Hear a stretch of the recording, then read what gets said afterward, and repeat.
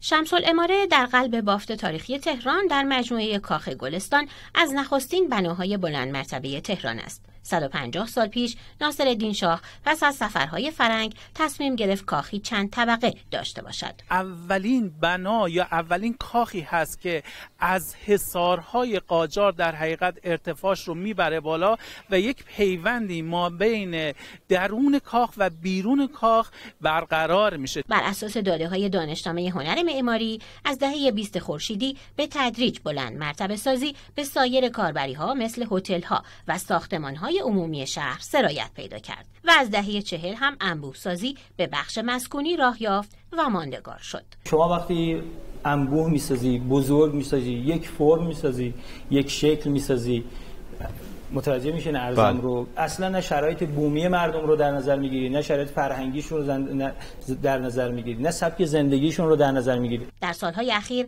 قوانین مختلفی درباره ضرورت ساخت مسکن بر اساس معماری ایرانی در طرح‌های کلان ملی مصوب شده که بر دغدغه دولت در مسکن سازی دلالت دارد. اما روی تبصره ماده 20 قانون جهش تولید دولت مکلف شده که واحدهای مسکونی که در قالب نهضت ملی مسکن ساخته میشه یه شاخص‌ها و معیارهای معماری و شهرسازی اسلامی رو تعریف کنه اولا ظرف 3 ماه و بعد اینا رو لحاظ کنه.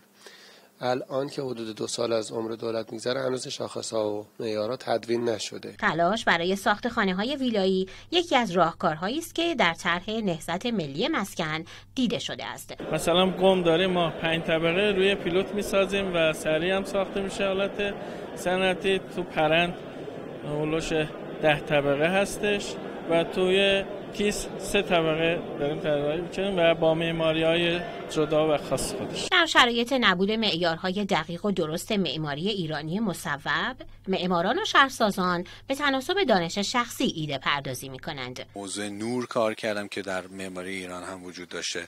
روی مسئله سرامیک و لعاب کار کردم. معماری و شهرسازی ایرانی یک میراث چند هزار ساله است که به مرور و به تناسب نیازهای دوره‌های مختلف شکل و توسعه پیدا کرده. بازشناسی ویژگی‌های آن در روزگار ما احیا و بازسازی این میراث را در پی دارد. الهام گوران، خبرگزاری صدا و سیما.